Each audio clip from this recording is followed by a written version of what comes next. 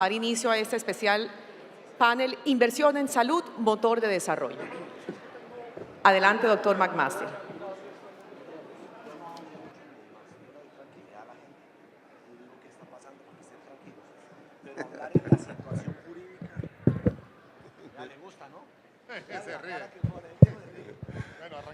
Bueno, los invito a tomar asiento. Vamos a hacer un pequeño cambio en la agenda porque queremos aprovechar la presencia del ministro Juan Pablo en este momento y del superintendente Fabio. Vamos a tener, infortunadamente, digamos, para poder hacer este cambio, Rafael Puyana no estará con nosotros en este momento, estará un poco más tarde. Entonces vamos a hacer en este momento, digamos, la conversación con ellos dos. Es suficientemente importante poder tener la opinión y tener la capacidad de tomar algunas preguntas y de hacerle un par de preguntas a ellos dos, como para que hagamos este cambio. Estoy seguro que todos ustedes coincidirán conmigo. Voy a iniciar haciendo, digamos, una referencia pues, quizá un poco obvia, digamos, a la importancia.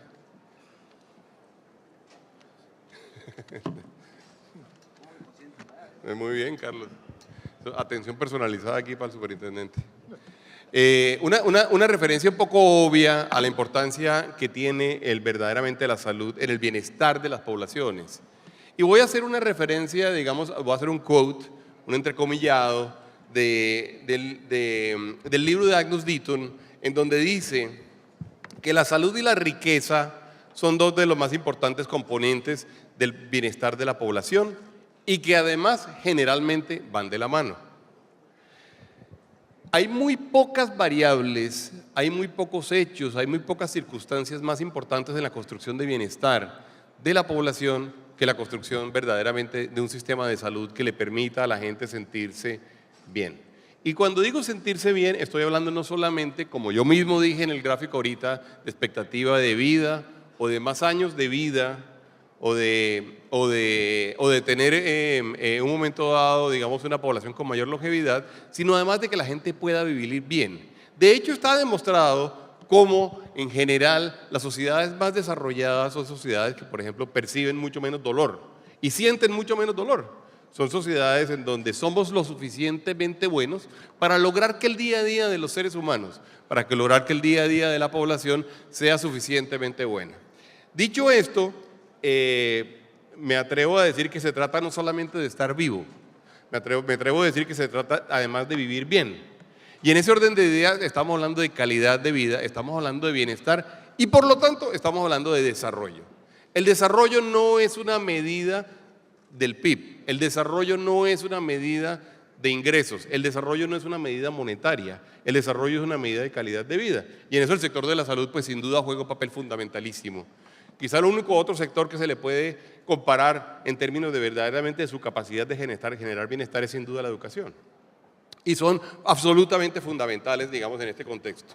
Dicho esto, a pesar de que el ministro hizo las referencias que hizo durante su presentación, y voy a arrancar luego primero con el ministro y luego con el superintendente, pero sobre los dos quisiera tener, digamos, una opinión entendiendo, digamos, los desafíos que los dos tienen y entendiendo las responsabilidades que los dos tienen.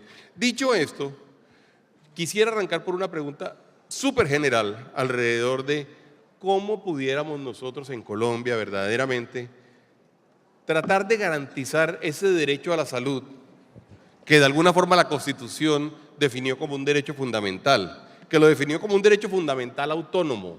¿Cómo hacer para que Colombia, por supuesto con el sistema, con la infraestructura, con los agentes, con la gente que participa hoy en día, cómo hacer con los recursos, con las limitaciones que tenemos, cómo hacer para que Colombia realmente pueda garantizar suficiencia y pueda garantizar ministro, usted dijo que no nos debíamos circunscribir únicamente al tema financiero y al tema económico, pero sin duda, si no podemos hablar del tema de la finanza, si no somos capaces, digamos, de construir argumentación suficientemente sólida alrededor de la sostenibilidad, no vamos a ser capaces de poder ofrecer y poder garantizar el cumplimiento de ese derecho fundamental. ¿Cómo hacer para cumplir con ese mandato constitucional, ministro, en términos generales?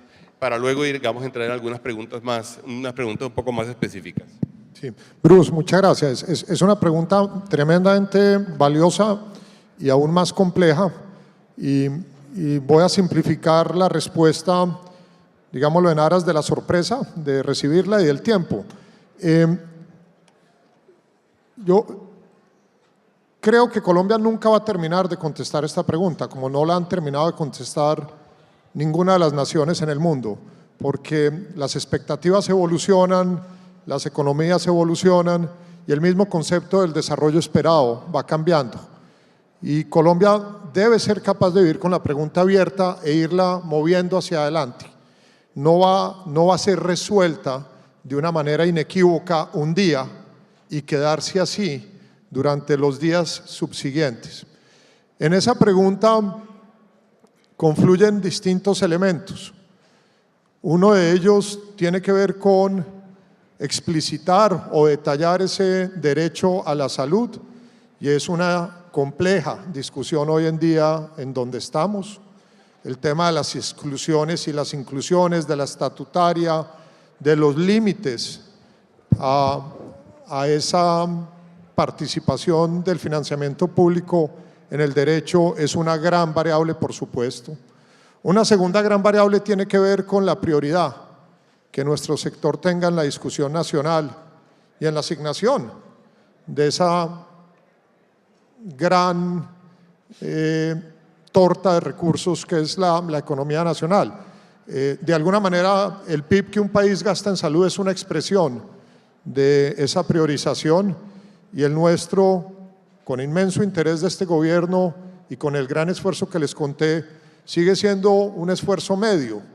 Hay unos países que le tienen una apuesta mucho mayor porque su sociedad ha definido que merece ese mayor esfuerzo, y hay muchos otros que aún no le han dado la prelación que creo todos los de acá le daríamos. Hay un tercer elemento que me parece en este tema del derecho y volverlo realidad, Bruce, y es el tema de la capacidad organizacional. De nuevo, entiendo que es muy atractivo ver las cosas siempre macro, pero creo que es muy necesario también mirar las micro. La consolidación de una arquitectura institucional en este país va a ser fundamental para que ese derecho sea una realidad. Y estoy hablando de las EPS, donde hay una dispersión muy grande, como traté de mostrarles, en lo que encierra ese nombre de EPS, como lo hay también en las IPS. Y esa consolidación de la capacidad organizacional y de la arquitectura va a ser definitiva. Voy a dejar un último tema, o dos más, si me lo permiten. El tema de la heterogeneidad de este país. Cuando estamos mirando redes, detrás de eso hay una gran discusión, y es el tema de distintos modelos para hacer cumplir ese derecho a la salud, Bruce. El modelo de aseguramiento individual de competencia regulada no es suficiente para cubrir toda la realidad de los colombianos. Y hoy también tenemos en el mismo diseño de ese modelo unas distorsiones que comprometen el avance en el cumplimiento de este derecho, como es, por ejemplo, y lo digo para los aseguradores, tener municipios de 10.000 habitantes súper, donde hay una EPS que está geográficamente identificada con el otro extremo del país y tiene 2.000 afiliados ahí, una segunda tiene 3.000, una tercera tiene 1.500, un arreglo sobre la geografía, sobre la localidad, que no corresponde realmente con la capacidad de llegar a resolver la pregunta que nos hace Bruce. Y el último tema, tenemos que tener la capacidad de invertir. Tenemos que tener la capacidad de invertir en el futuro para mejorar el cumplimiento del derecho a la salud. En las discusiones sobre los estados financieros de este sistema, otra de las variables que siempre está ausente, y cuando está presente está por las razones incorrectas, es el compromiso de inversión a largo plazo para fortalecer la capacidad de cumplimiento del derecho a la salud. Si no invertimos en ese futuro hoy, va a ser muy difícil llegar a cumplirlo. Paro ahí, espero haber respondido parcialmente la pregunta, Bruce. De acuerdo. Para el superintendente, al superintendente le voy a hacer la misma pregunta, pero sobre todo visto desde el punto de vista que usted, el papel que usted está cumpliendo hoy en día. ¿Cómo hacer para generar las condiciones en el sector que permitan que efectivamente Colombia camine hacia ello? ¿Cómo hacer para generar las condiciones de confianza? ¿Cómo hacer para crear las condiciones de certidumbre jurídica? ¿Cómo hacer para crear las condiciones de claridad regulatoria que nos permita a nosotros y que le permita a los asistentes aquí pensar, nosotros vamos a hacer la inversión que está mencionando el ministro, superintendente? Gracias, Bruce. Muy amable por la invitación. Usted hizo una referencia muy importante en su presentación, en la intergaláctica, como dice el ministro. Y usted prácticamente dijo que la reforma social más importante que ha sufrido Colombia en los últimos 25 años es el sistema de salud. No hay un sistema más equilibrado, más solidario que el nuestro. Su pregunta, ¿cómo garantizar el derecho fundamental de la salud? Bruce, este no es un problema de modelo. Ahora que llega a la superintendencia me he dado cuenta que esto es un problema de actores. Si cada actor cumple con su rol, garantizamos el derecho fundamental. Si una EPS tiene caracterizada a su población, sabe dónde está, sabe de qué se enferma, si se meten en un modelo de riesgos como un asegurador, no tienen ningún problema, Bruce. Y ya lo han demostrado muchas aseguradoras del país. Por eso algunas van muy bien y otras van muy mal. Y algunas me dicen ahora, después de 25 años, que ahora sí quieren corregir. Probablemente para muchas va a ser tarde, Bruce. Pero si nosotros, cada actor cumple con su rol, si nosotros cogemos el paciente, como lo dice el usuario, como lo decía el ministro en su regla de la triple meta, no solamente le vamos a ahorrar muchos recursos al país, sino que vamos a garantizar ese derecho. Si a la gente la atienden con oportunidad, con calidad. Si las redes funcionan, no hay ningún problema. Ahora, ¿qué le angustia a uno? El ministro en su exposición hizo un recorrido de los departamentos que prácticamente… Lo voy a interrumpir porque acaba de llegar Rafael Puyana, afortunadamente. Entonces hay que aprovechar para poder tenerlo con nosotros aquí arriba. ¿Cómo están? Bien. Que viene de Barranquilla, por cierto. Por tierra rápidamente. Bienvenido, Rafael. Perdón, Tranquilo, Bruce. Y en ese recorrido por los departamentos, yo no tenía la costumbre, pero él se baja derecho, siempre se va por un hospital, entonces yo ya me le pego. Y yo me voy, entramos a unos hospitales humildes del régimen subsidiado, pero con la nómina al día, con los proveedores al día. ¿Cuál es la diferencia? Y nos recorremos y nos pasamos a un municipio que está a 5 kilómetros y el hospital está quebrado, no le pagan a la gente, está capturado. Y nadie quiere que hablemos de la politización de los hospitales públicos, que no lo digamos abiertamente. Fueron capturados hace muchos años y se los tenemos que quitar de las manos si queremos garantizar el derecho fundamental a la salud. Si nosotros corregimos eso, no tenemos que hacer nada más y que se queden las EPS buenas. ¿Por qué vamos a mantener una serie de EPS que están sacando la plata del país, que no le están cumpliendo a Colombia?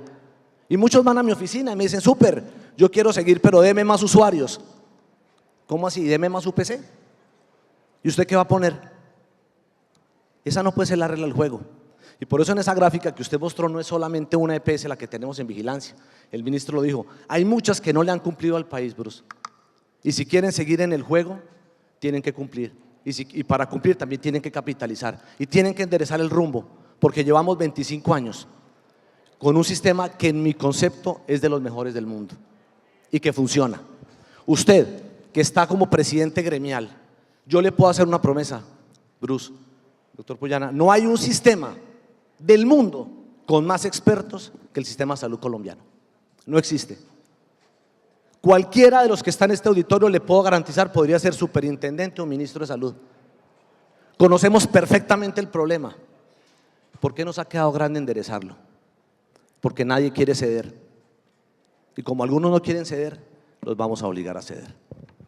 Bueno, dijo muchas cosas sobre las cuales yo voy a querer jalar la pitica, digamos, en esta conversación. Rafael, yo les estaba preguntando a ellos, no te quiero coger, digamos, a boca de jarro, pero yo les estaba preguntando a ellos, y le hice una introducción diciendo la importancia que tiene el sistema de salud en Colombia, la importancia que tiene en el desarrollo, la importancia que tiene en el bienestar de la población, y dije también que en Colombia la salud es considerada un derecho fundamental autónomo.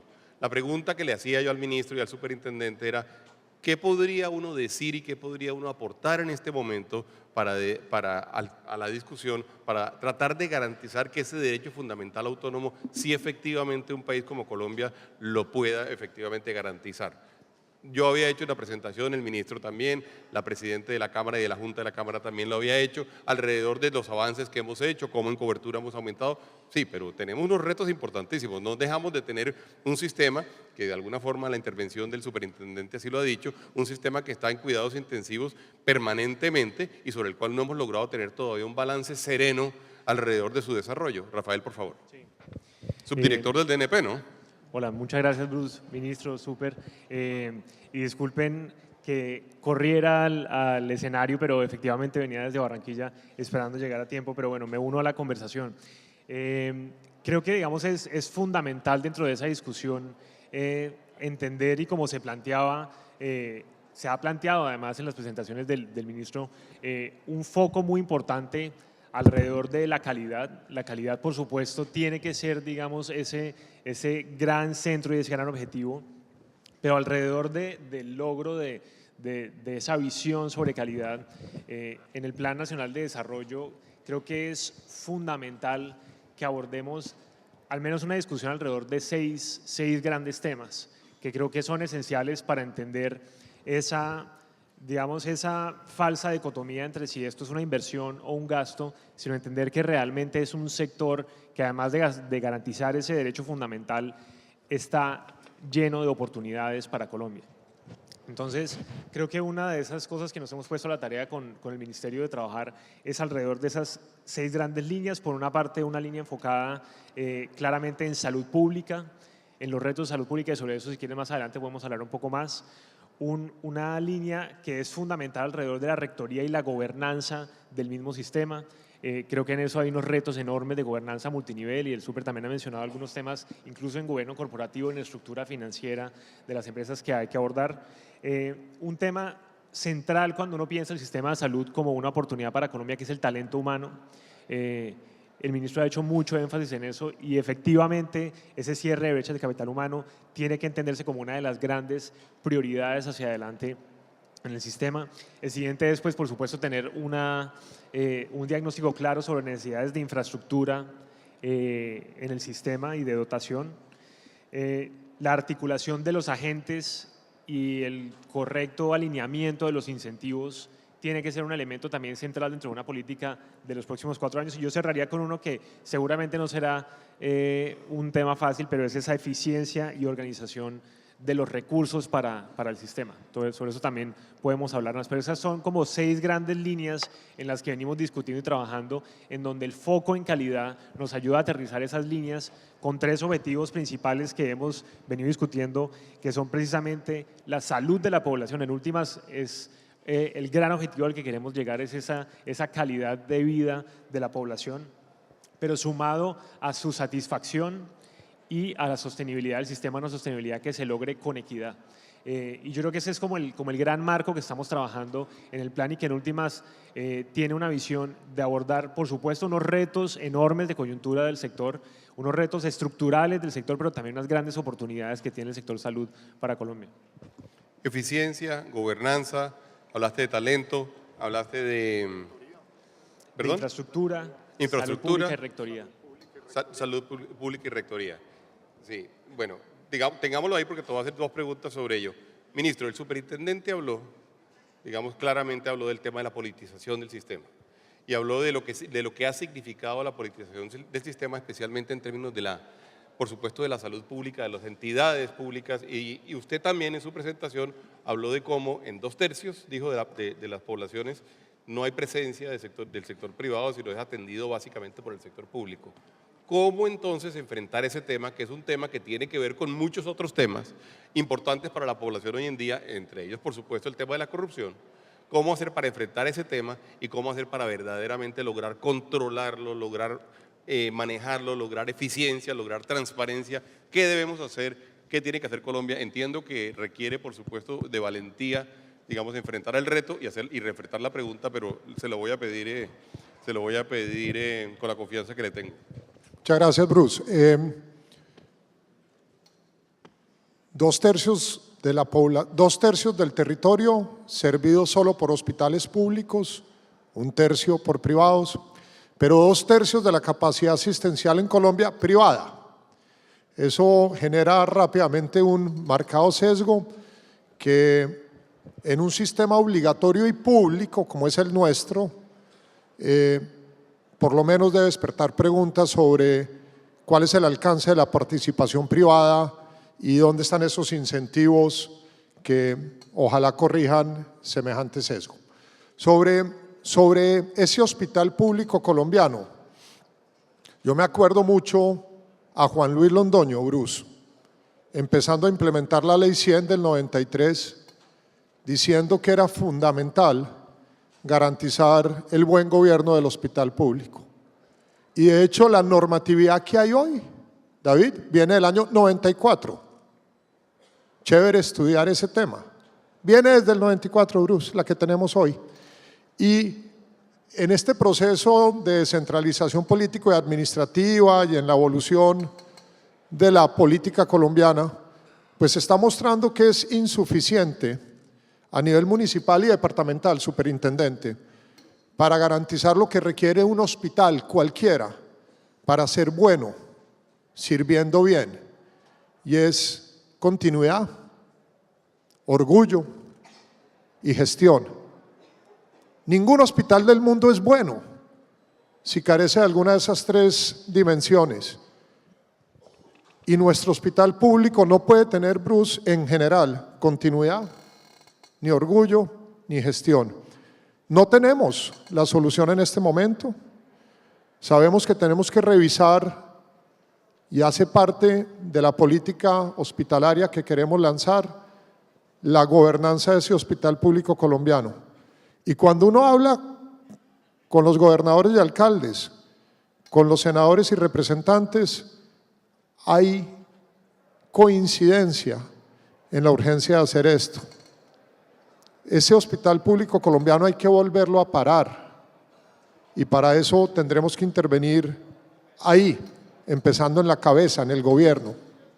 Hay un segundo elemento que creo va a ser determinante, y es que en este mundo, en el 2018, 2019, la lógica del alcalde o del gobernador llegando al Ministerio de Salud de la Nación, Rafael, a pedir, o a la superintendencia, que le ayuden a salvar ese hospital aislado independiente, ya no va más, porque todos sabemos también que lo que se requiere es integralidad y complementación en redes para cumplirle al ciudadano, que es ilimitado, infinito y siempre frustrante tratar de pensar que habrá un hospital que va a resolver todo en un municipio en nuestro territorio. Y por eso, Bruce, es tan importante la discusión de las redes, y por eso el gobierno anterior acertó y el ministerio acertó, y lo digo con franqueza, en buscar un modelo conceptual integral en salud y en luego tratar de aplicarlo en el territorio en redes integrales. Pero tenemos que dar esa discusión de cara a la heterogeneidad de Colombia y rápidamente integrar el Hospital Público Colombiano, Bruce, en redes que le permitan ese desarrollo de largo plazo, con orgullo y con mejoramiento en su gestión. Le dejo esos 2 elementos, gobierno y redes. Súper, la misma pregunta para usted, pero pidiéndole una precisión adicional.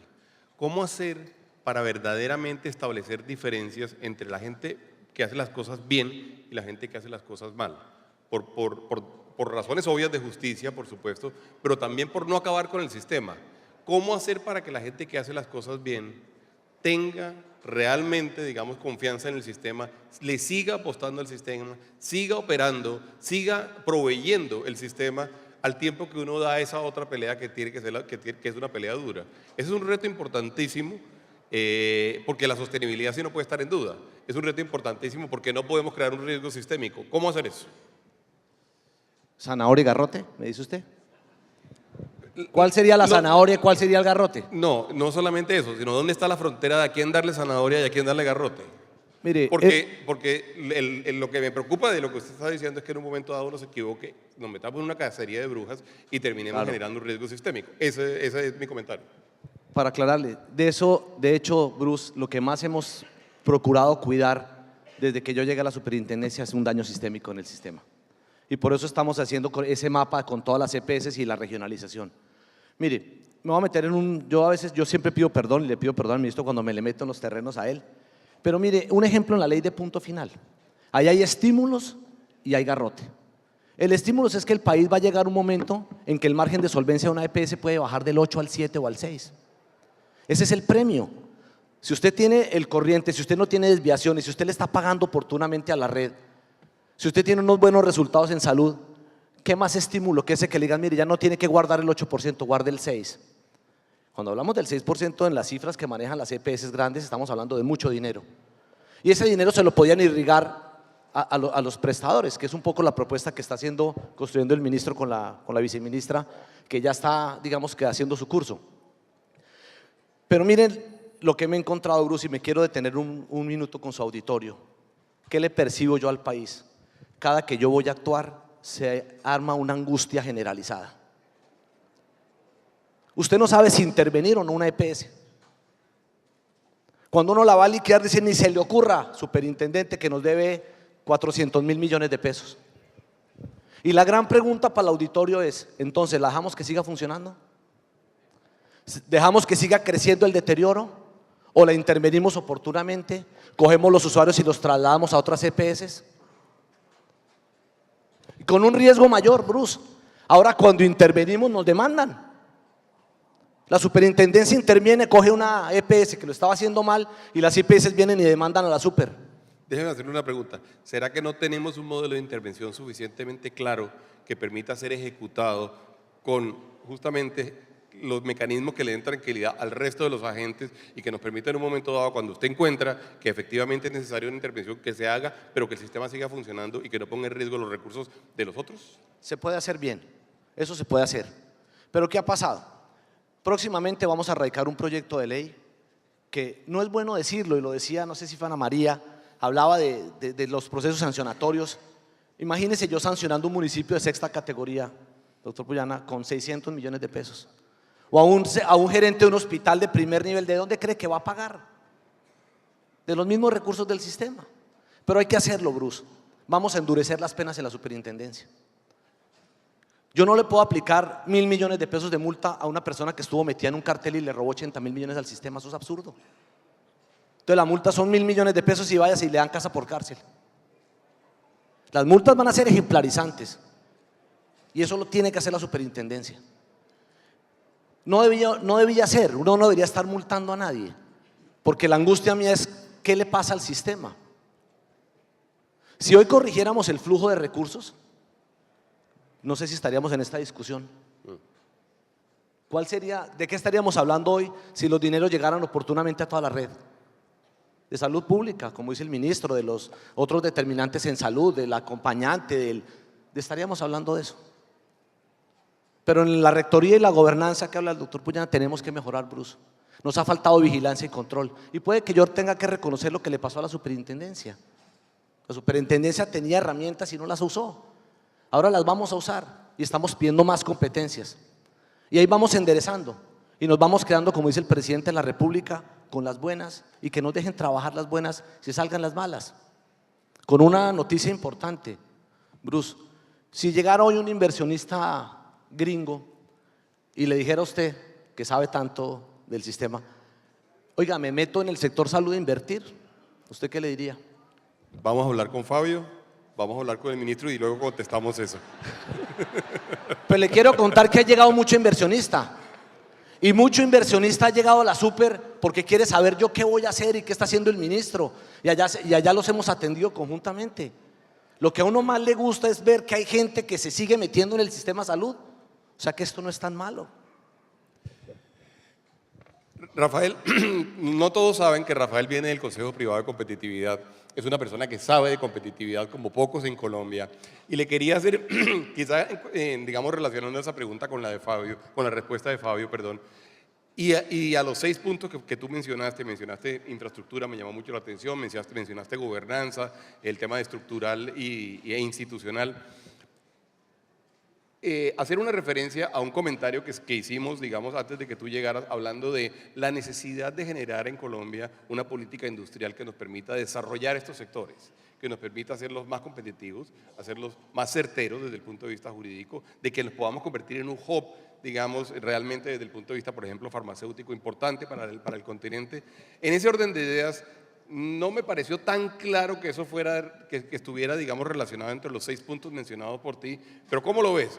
¿No crees que eso es un ejercicio que debemos hacer? ¿No crees que hay una oportunidad grande? ¿No crees que Colombia tiene allí, digamos, verdaderamente una ventana de oportunidad frente al resto de países, Rafael? Sí, sin duda la tiene y creo que, digamos, es fundamental que se entienda que, por ejemplo, en un instrumento de política como el Plan de Desarrollo, ese tipo de políticas no solamente están incluidas cuando uno habla, digamos, de la línea de salud dentro del capítulo de equidad del Plan de Desarrollo, sino que tiene que tener una visión integral del plan. Eso lo hemos discutido varias veces con el ministro y con su equipo y creo que estamos haciendo un esfuerzo importante en este Plan de Desarrollo y me tomo 10 segundos en esto para mencionarlo, en hacer una transición de una serie de políticas que en general han sido la típica figura del templo con unos silos y con unas columnas que no se hablan entre ellas, que son independientes, aisladas, y estamos intentando pasar a una figura más bien de un árbol, una figura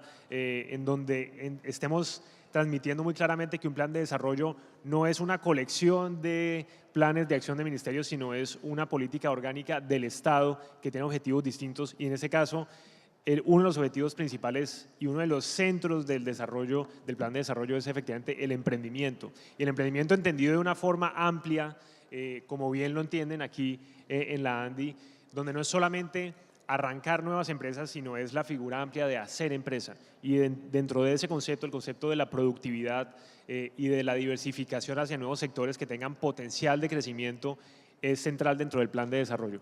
Entonces, a pesar de que no lo mencioné aquí, solamente toqué un tema que es el talento humano, que es fundamental para el sistema de salud.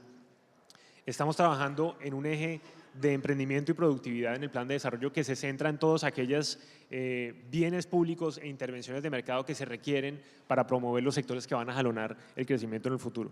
Sobre eso estamos tratando no solamente los temas de talento público, de talento humano como se mencionó aquí, sino cuáles son esos elementos de disminución del costo regulatorio o de habilitación de regulación que permita el desarrollo de sectores. Estamos diseñando líneas para adopción de tecnología y para digamos, la interacción de las empresas con los generadores de conocimiento en sectores que son fundamentales como lo es la salud y estamos trabajando muy fuertemente en los elementos que permitan tener un financiamiento claro para el desarrollo de esas nuevas empresas. Entonces, eso aplica perfectamente para el caso de salud. De hecho, lo discutimos así en el plan de desarrollo porque en muchas regiones y, por ejemplo, en las agendas de desarrollo local, la salud ha sido una de esas grandes apuestas para generación de empleos más sofisticados y de exportaciones de servicios y eso también está contemplado en el plan. Pero yo creo que sí es importantísima la discusión porque hoy en día tenemos un sistema que tiene unos retos enormes, tiene unas oportunidades, pero cuando uno ve, por ejemplo, algunas cifras claves, como por ejemplo importaciones y exportaciones del sistema de salud, hemos tenido una explosión de las importaciones relacionadas con los bienes que se consumen en el sistema de salud, pero unas exportaciones que escasamente se han quedado estancadas. Y ese tipo, digamos, de visión, de apertura del sistema de salud hacia la promoción de exportaciones de bienes y servicios también debe ser una de las estrategias que se trabajen. Hay que decir que nosotros hemos querido introducir este tema en la agenda nacional porque sí hay la sensación, o ha habido históricamente la sensación, de que este es un tema un poco huérfano en términos de que, a pesar de que es un tema que en nuestra opinión debería tener, digamos, como un gran capítulo, digamos, dentro del sector de la salud en Colombia, y se lo mencionaba yo al ministro en mi presentación, hay gente que considera que este tema tiene que ver con el tema de desarrollo productivo y de lo que pudiera ser eventualmente un Ministerio de Desarrollo Productivo, como le digo yo al Ministerio de Comercio e Industria, Ministerio de Desarrollo Productivo. De manera que es muy interesante que se esté pensando, pero será mucho más interesante que podamos abrir verdaderamente verdaderamente una discusión de política industrial, sectorial y de desarrollo productivo para apoyar el crecimiento de esta industria y el crecimiento de estos sectores. De manera que te dejo eso allí para que lo tengas pendiente, ya que estamos en redacción de Plan Nacional de Desarrollo, y si tienes ideas, pues por supuesto serán más que bienvenidas, y ahora nos las comentas. Ministro, le iba a preguntar a usted, y le advertí que le iba a preguntar sobre los detalles de la ley de punto final, pero antes de eso, algo que mencionó Rafael me llama mucho la atención. Y no solamente me llama la atención, sino ha sido una de las grandes preguntas que siempre hemos tenido nosotros desde la ANDI, desde las cámaras de la ANDI. ¿Cómo vamos a hacer nosotros para garantizar la entrada de nuevas tecnologías y para que Colombia no se quede atrás? Todos sabemos de los temas fiscales, todos sabemos de lo que está eventualmente incluido dentro del POS y de lo que no está incluido dentro del POS. ¿Cómo hacemos para que no solamente desde el punto de vista de dispositivos médicos, sino desde el punto de vista también de medicamentos, Colombia no se nos quede atrás tratando de hacer ese trade-off de manejar la plata que tenemos, pero que desde el punto de vista científico no nos vayamos a quedar retrasados en una carrera que sin duda es una carrera de altísima velocidad? Muchas gracias, Bruce. Contesto las dos, arranco por la última. Yo creo que debemos estar preocupados que Colombia no se quede atrás en la incorporación de innovaciones, pero también nos debe preocupar que vaya demasiado solo en la punta. No le conviene a Colombia correr solo en la punta, y este auditorio sí que me entiende en eso. Hay una inmensa discusión sobre dónde está el costo-beneficio y el valor terapéutico que agrega la innovación, tanto en medicamentos como en dispositivos y otras tecnologías. Y esa discusión franca, con análisis técnicos, la tenemos que mantener todo el tiempo abierta y crecientemente fortalecida. El rol del IETS, y por acá está el doctor Jaime seguramente, es fundamental, y también la conversación abierta con la industria. Un sistema de aseguramiento universal, Bruce, que es público en sus consecuencias y en su financiación, pero grandemente privado en su operación, corre el riesgo de explotar la posibilidad de innovación. Y hace poco, hablando con muchos de ustedes en otro auditorio, yo retaba a la industria en general y a los prestadores y aseguradores también a que esa innovación que requerimos hacia adelante venga también cargada de los breakthroughs, de los grandes desarrollos que crecen exponencialmente el costo-beneficio para el sistema. Necesitamos hacer innovaciones en los procesos, en la digitalización, en la misma tecnología y en los mismos medicamentos, de nuevo, también para reducir de manera importante costos e incrementar de manera dramática beneficios. Va a ser una tensión permanente entre lo que podemos asimilar y lo que nos está haciendo falta o va saliendo, pero estoy seguro que la vamos a seguir manejando. Hoy en día, entre otras, me parece, Bruce, que Colombia tiene en su sector salud un desarrollo de innovación en gran medida ejemplar para su nivel de ingreso y su realidad. Sobre el acuerdo de punto final, yo prefiero llamarlo acuerdo y no ley, porque lo que estamos construyendo es una solución de múltiples instrumentos que llegan al mismo tiempo a resolver un reto histórico que hemos acumulado en el país.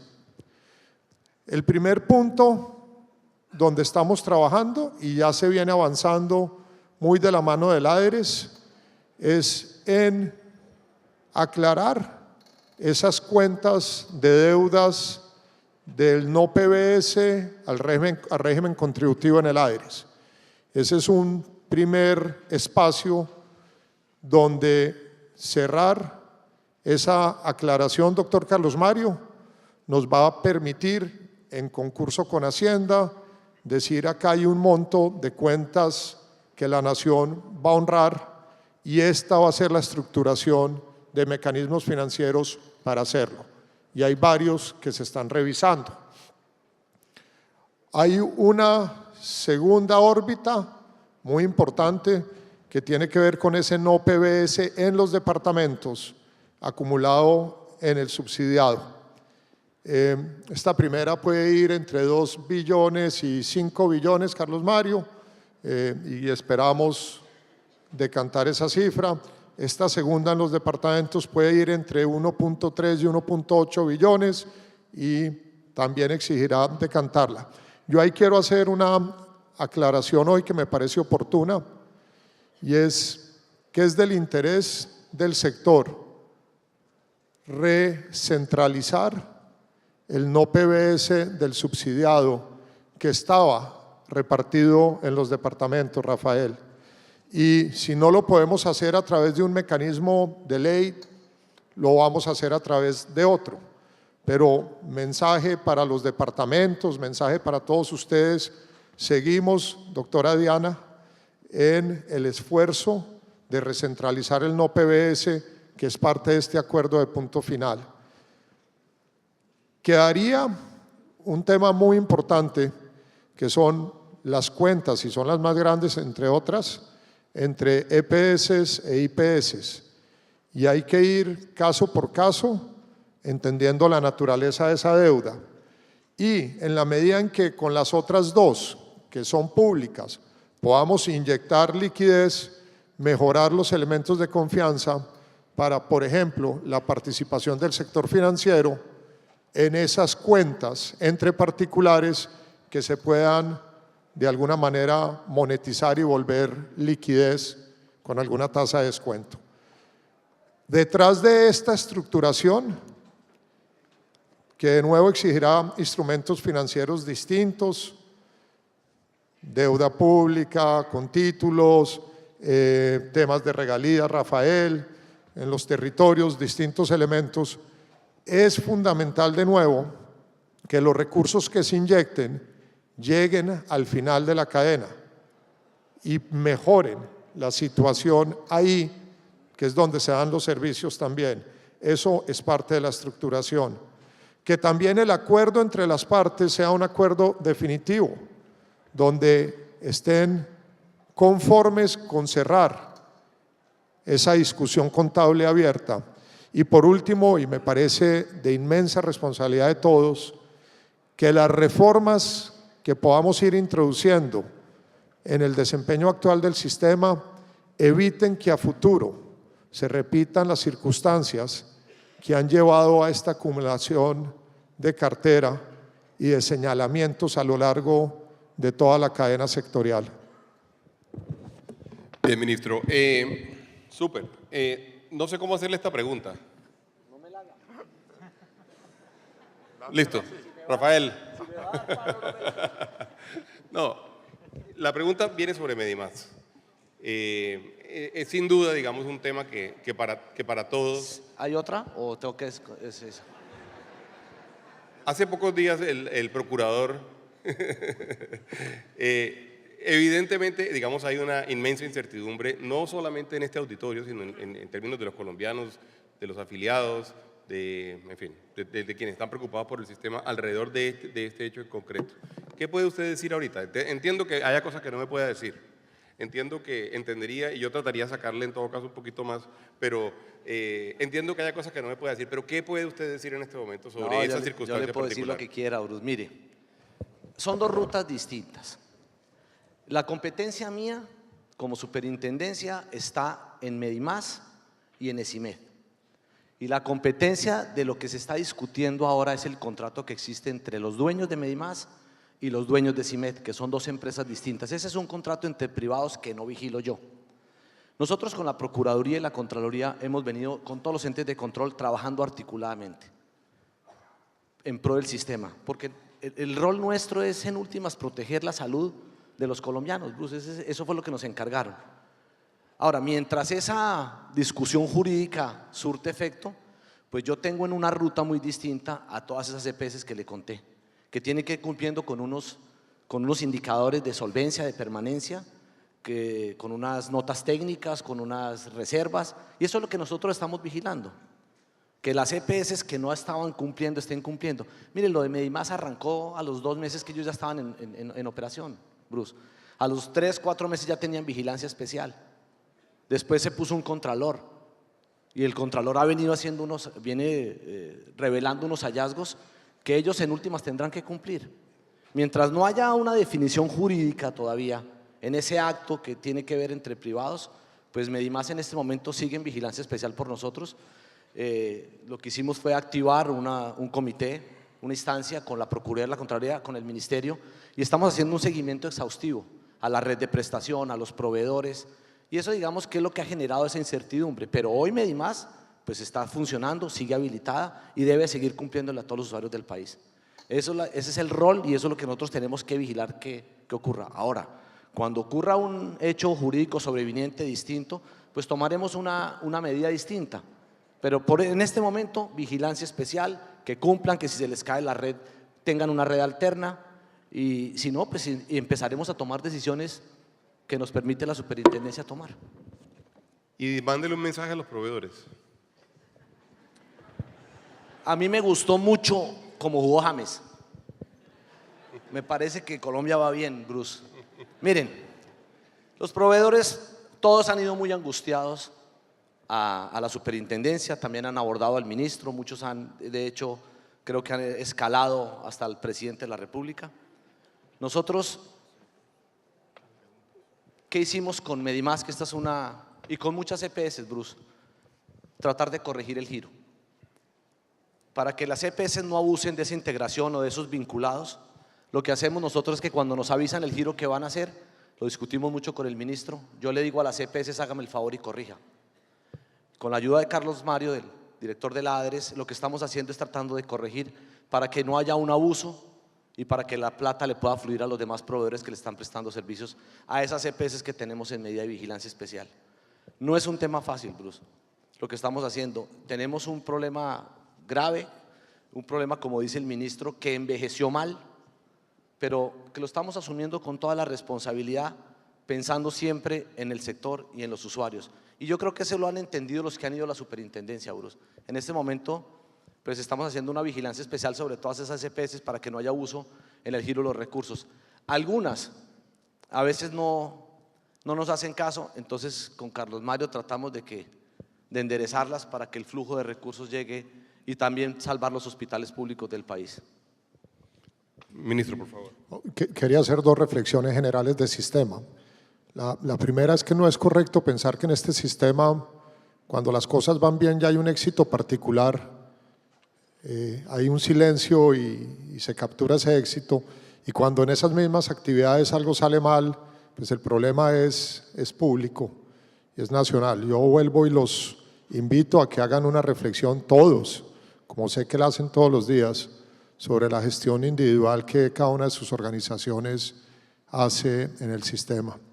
Y el segundo, Bruce, y se lo digo a la ANDI, a los empresarios y a los líderes de este país, es si creemos en nuestro sistema y decimos que ha logrado tanta transformación social, creamos en que nuestro sistema tiene la capacidad y los mecanismos para evolucionar y fortalecerse hacia adelante.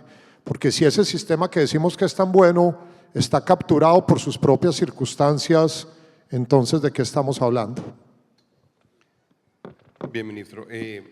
Solo traer a colación, digamos, que la experiencia, digamos, nos ha puesto en situaciones complejísimas en el pasado y todas las referencias que usted hizo, por ejemplo, el reconocimiento de temas anteriores, pues evidentemente genera un grado de sensibilidad no solamente local, sino inclusive internacional, especialmente, digamos, a las casas matrices, por ejemplo, del caso de farmacéuticas y demás.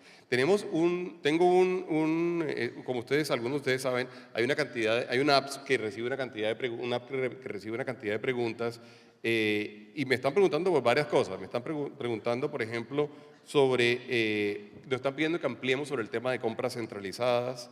Me están hablando de la evidencia, qué demostración tenemos con evidencia de la calidad, costo-efectividad de las diferentes intervenciones en salud para medicamentos a ser comprados por intervenciones que se tienen en la actualidad. Puede intervenir a las EPS intervenir a las EPS de malos resultados es lo ideal. Lo que preocupa es qué pasa con las deudas pendientes a las IPS, que de alguna forma ha sido la referencia que hemos hecho ahorita a las preguntas. Desde política pública ¿hay algún proyecto en temas de trazabilidad de medicamentos y dispositivos médicos? Quizá esa es una pregunta como para usted, ministro. Y desde el punto de vista de territorio, Rafael, hay una pregunta que yo creo que tú puedes, digamos, contestar bien, porque se habla, digamos, de qué se está pensando desde el punto de vista meramente territorial. El ministro hizo referencia a que solamente el 33% de la población y del territorio recibe, digamos, atención por parte del sector privado y que el resto, digamos, está en manos de prestación de hospitales públicos. Pero ¿qué se está pensando, digamos, en términos de cómo hacer para, en términos de equidad, en términos de Gini, en términos de bienestar, poder llegar, digamos, a todos esos territorios? Hubo una mención, el ministro mencionó ahorita el tema, por ejemplo, regalías, se ha hablado del tema de los entes territoriales. La Nación Nacional, ¿qué está pensando alrededor de eso?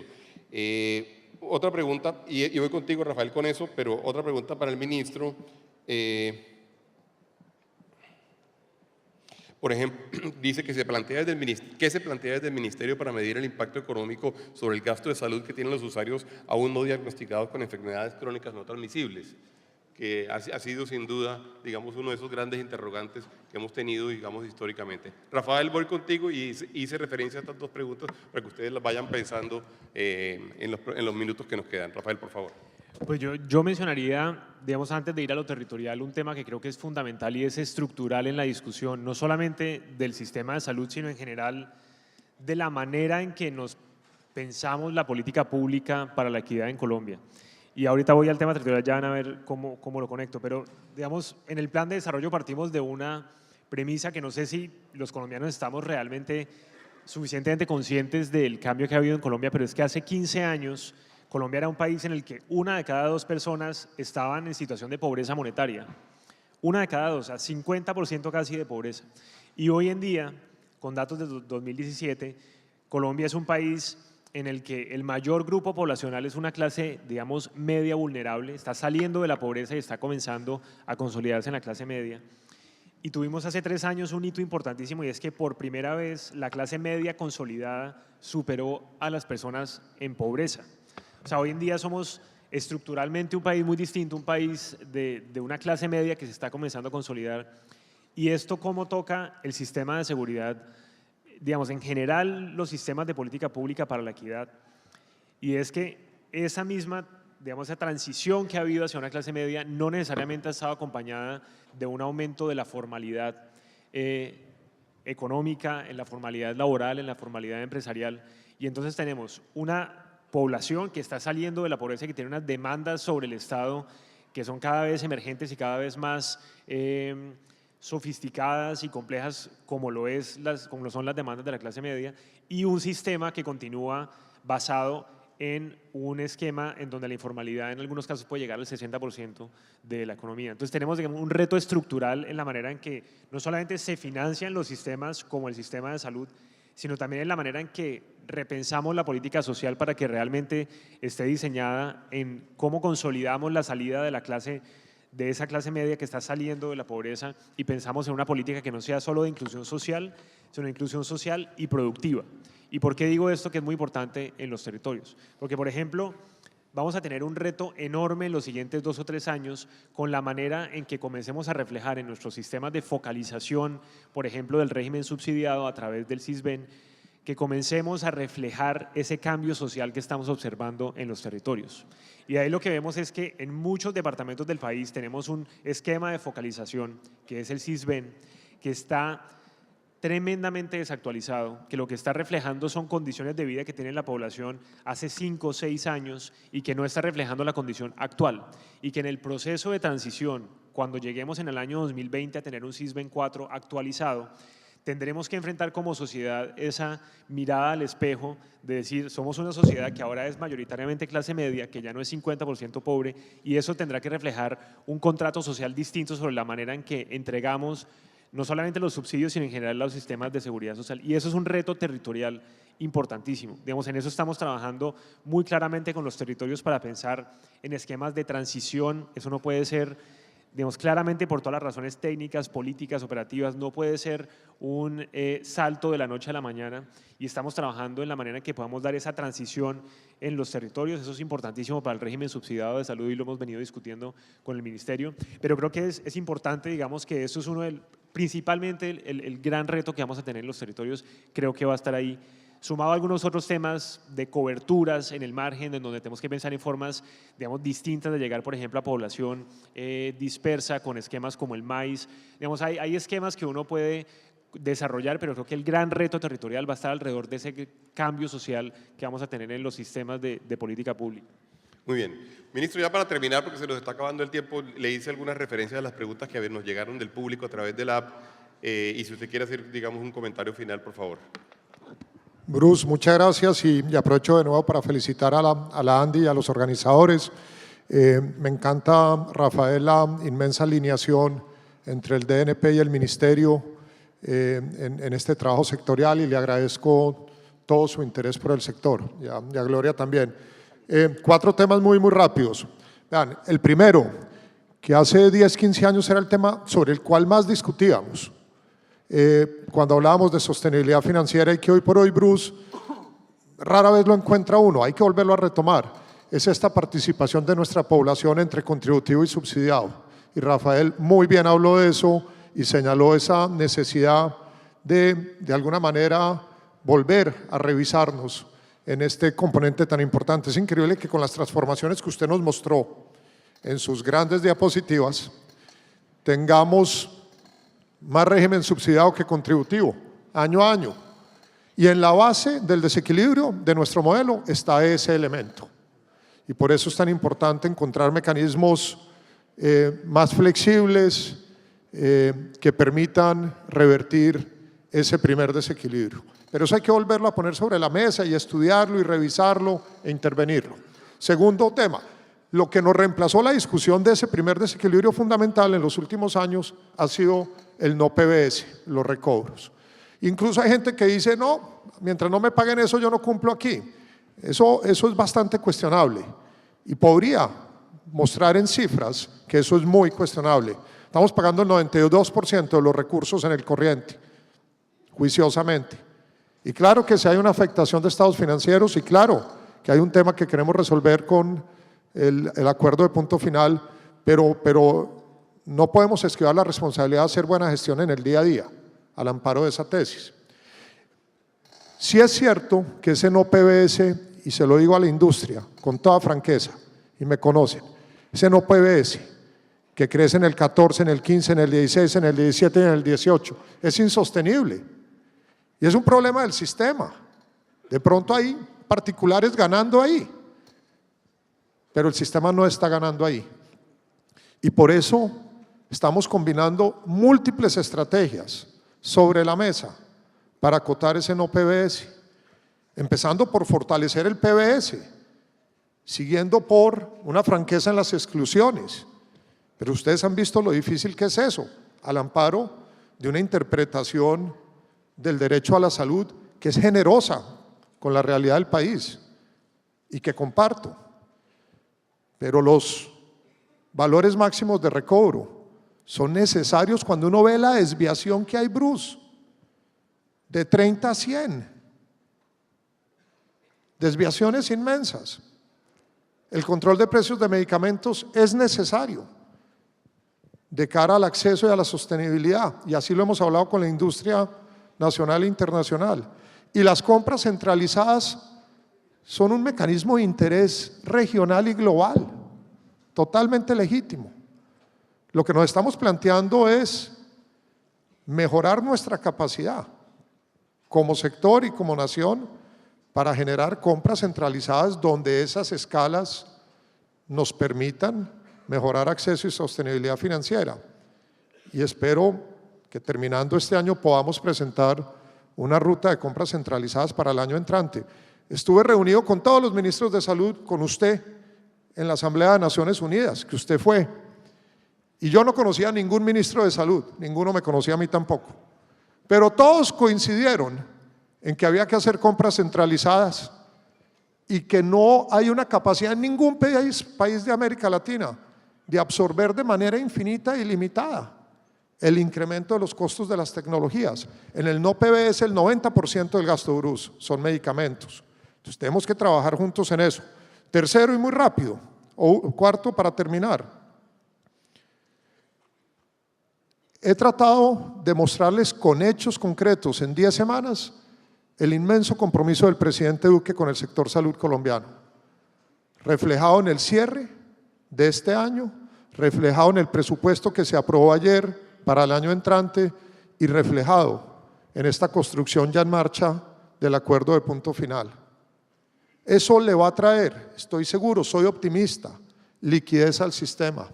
Eso no va a eximir las responsabilidades individuales de organizaciones, pero ese esfuerzo financiero tiene que ir correspondido con reformas de verdad en la manera en que funciona nuestro sistema general en el día a día, desde la formulación de la política pública, pasando por la inspección, vigilancia y control y terminando en la visibilidad despromediada de la gestión de las distintas instituciones. Muchas gracias. Gracias, ministro.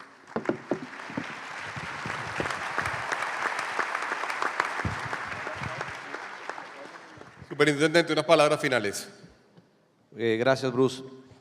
Con respecto a la pregunta que le hacen en la apps, yo quiero que entiendan algo. Nosotros nos encontramos con una superintendencia haciendo unas intervenciones que realmente ustedes tienen razón, son absurdas. Una EPS no puede durar en vigilancia especial 5 años, Bruce. 4 años en vigilancia especial. Si ya no va a cumplir, no va a cumplir. Con los hospitales públicos, yo no sé para qué sirve el PEGIR. Yo llegué y dije, oiga, ¿qué es eso? No, que estaba en plan de gestión integral de riesgos. Nosotros no recuperamos hospitales, yo no tengo ni los recursos financieros, pero nosotros hemos querido mostrar una superintendencia muy pedagógica. Entonces les voy a cambiar el rol. Nosotros les ayudamos a que construyan el plan de saneamiento fiscal y financiero y se los ayudamos a que lo presenten en el Ministerio de Hacienda y Crédito Público, que es donde lo recuperan. Pero el mensaje hay que mandarlo muy claro, Bruce. El gobierno no puede seguir recuperando hospitales cada 2 y 3 años. Hace poco un alcalde, no lo voy a decir de dónde, para que no, porque me recusan, yo no sabía que lo recusaban a uno. Va y me dice que le devuelvan las competencias y me pongo yo a revisar el hospital que le entregaron, se lo entregaron sin riesgo y ya lo tienen en alto riesgo porque sabe que aprendieron el truquito, que cada 4 años el gobierno sale y vuelve y lo financia. Ahí también tenemos que ser muy rigurosos. El hospital que no cumpla, que se vaya para la super, pero para liquidarlo. Porque es que la descentralización es el primer paso de una privatización. Descentralizar sí, tienen las competencias, pueden administrar bien, tienen los recursos, tienen los usuarios, hagan buenas contrataciones, administren bien los hospitales. Pero si no cumplen, entonces liquidémoslo. Pero el gobierno no puede estar cada 4 años saneando un hospital público. Me acuerdo mucho que en el 2008, 2010, 244 hospitales sanearon, Bruce. Y a los 4 años otra vez estaban hundidos. Y el drama que hemos tenido que ver con el ministro en La Guajira, en Tumaco, en el Chocó, es impresionante. Entonces, ¿hasta cuándo? Entonces, si tiene que entregárselo al privado, pues que lo haga el privado. Y yo quiero, como mensaje final, Bruce, agradeciendo mucho esta invitación. Miren, vamos a tomar decisiones muy complicadas en el país. Yo les pido comprensión, les pido ayuda, les pido mucha tranquilidad, porque las decisiones que vamos a tomar las tenemos que tomar, Bruce. Pero no va a haber un daño sistémico. Yo creo que las decisiones que se tiene que tomar el país las aplazaron tanto que nos las dejaron a nosotros. Pues para que lo entienda bien. A mí me dejaron 16.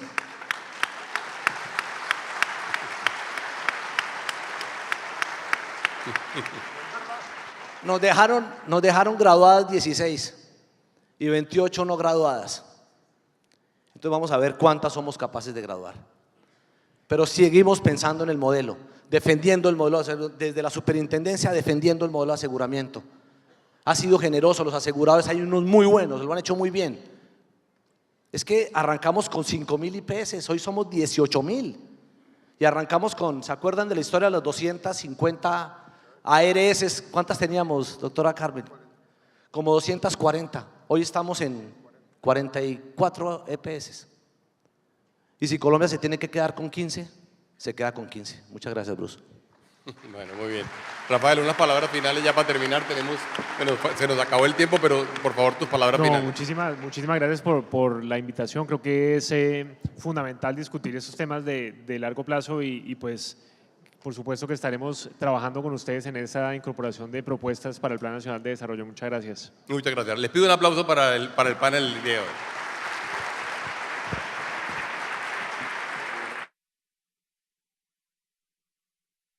Muchísimas gracias a los participantes de este segmento, al doctor McMaster por su moderación. Señor ministro, muchísimas gracias.